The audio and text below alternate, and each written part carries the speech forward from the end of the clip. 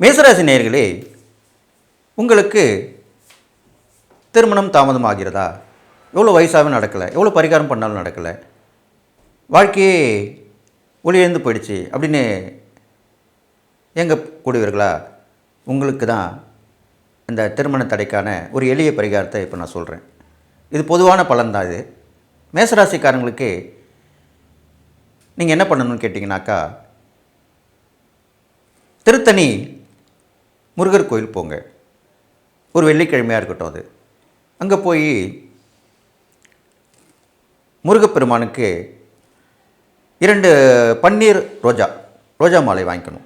வாங்கிட்டு அங்கே மூலவரை பார்த்துட்டு மூலவருக்கு ஒரு மாலை சாத்திடுங்க.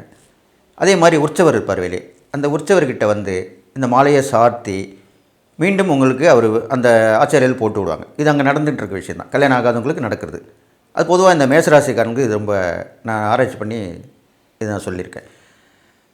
நீங்கள் அந்த மாலையை வாங்கி அணிந்து கொண்டு அந்த ஆலயத்தை 6 முறை வலம் வந்து அதோடைய வீட்டுக்கு அப்படியே வரணும். நீங்கள் இல்லைன்னா அந்த ஆலயம் சுற்றுற வரைக்கும் மாலை கழுத்தில் அணிஞ்சிக்கலாம். அதுக்கப்புறம் எடுத்து வச்சுக்கிட்டு வீட்டில் வந்து அந்த மாலையை வைத்திருந்து தினசரி நீங்கள் அந்த முருகப்பெருமானை ஒரு படம் கூட வாங்கிட்டு வந்து வச்சுக்கலாம். வணங்கி வந்து தொடர்ந்து ஒரு 48 நாட்கள் சுத்தமாக இருந்து அந்த முருகப்பெருமானை நினைத்து வணங்கி வர வேண்டும். இது நடுவில் யானையிடம் ஆசீர்வாதம் வாங்க வேண்டும். நீங்கள் அந்த கோயிலில் இருந்து இப்போ இல்லை, இருந்தாலும் அந்த யானையிடம் ஆசீர்வாதம் வந்து மிகவும் சிறப்பான ஒன்று.